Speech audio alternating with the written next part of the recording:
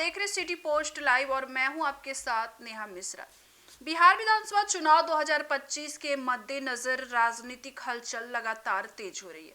हाल ही में सामने आई खबरों के अनुसार 3 विधानसभा सीटों पर चुनावी टकराव खत्म हो गया, क्योंकि कांग्रेस और वीआईपी ने अपने उम्मीदवारों के नाम वापस ले लिए। इस कदम के पीछे मुख्य वजह इन सीटों पर बढ़ती राजनीतिक विवाद और सुरक्षा चिंताओं को बताया जा रहा है। सूत्रों के अनुसार माना जा रहा है मुन्ना शुक्ला की बेटी जो चुनावी मैदान में उतरने वाली थी, वो धमकी मिलने की घटनाओं के बाद पार्टी ने सुरक्षा और रणनीतिक कारणों से नामांकन वापस लेने का निर्णय ले लिया है। अब राजनीतिक विशेषज्ञ मानते हैं कि यह मामला बिहार में चुनावी हिंसा और दबाव के बढ़ते खतरों की ओर इशारा करता है। इसके अलावा कांग्रेस और वीआईपी का नाम वापस लेना इस बात का संकेत भी है कि गठबंधन दल अलग अलग सीटों पर तनाव और टकराव से बचना चाहते थे, ताकि चुनावी रणनीति पर कोई नकारात्मक असर न पड़े।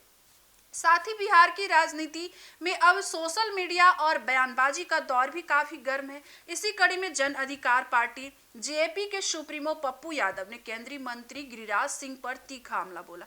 कटिहार में एक सभा के दौरान पप्पू यादव ने कहा कि गिरिराज सिंह साइको हैं और उनका एकमात्र काम समाज में नफरत फैलाना और विभाजन पैदा करना है। उन्होंने आरोप लगाया कि बीजेपी में गिरिराज सिंह की औकात केवल शिखंडी के बराबर है, यानी जो दूसरों के कंधे पर बैठकर राजनीति करते हैं।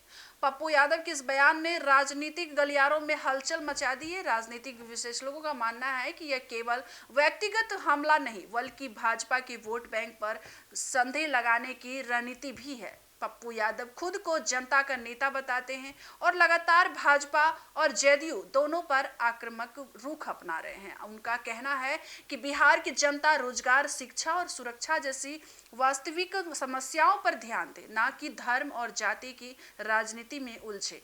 नेताओं पर इस बीच मुन्ना शुक्ला की बेटी को मिली धमकी ने दिखा दिया है कि चुनावी मैदान में केवल राजनीतिक बयानबाजी ही नहीं, बल्कि सुरक्षा और व्यक्तिगत खतरे भी बड़े मुद्दे बन गए हैं।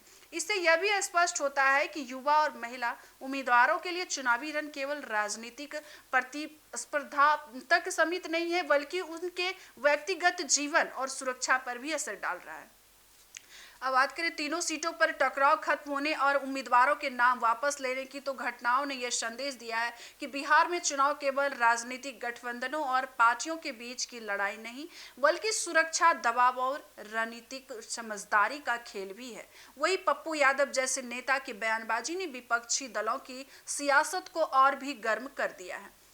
अब बिहार की राजनीतिक स्थिति फिलहाल उथल पुथल और बयानबाजी से भरी हुई है। एक तरफ कांग्रेस और वीआईपी ने सुरक्षा व रणनीतिक कारणों से नाम वापस लिया है, तो वही दूसरी तरफ पप्पू यादव जैसे नेता आक्रामक बयान देकर विपक्षी गठबंधन और बीजेपी पर दबाव बना रहे हैं। यह सब संकेत देते हैं कि बिहार विधानसभा चुनाव 2025 में राजनीतिक तापमान लगातार बढ़ेगा और आगामी दिनों में जनता और पार्टियों की रणनीति पर इन घटनाओं का गहरा असर पड़ेगा।